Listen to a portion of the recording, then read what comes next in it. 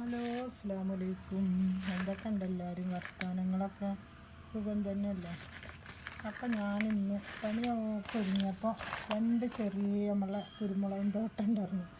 രണ്ട് കാലിട്ട് അതാ നിൽക്കുന്നുണ്ടോ, കാണാമല്ലോ.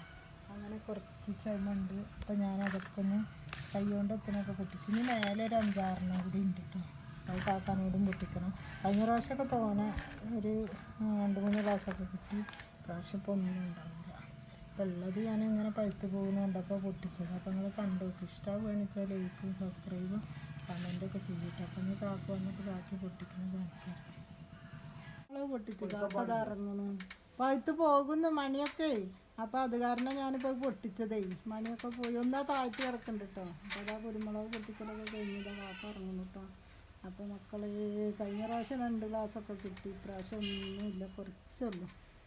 ഇനിയിപ്പോൾ ഉണങ്ങിയ തരി ഉണ്ടാവില്ല.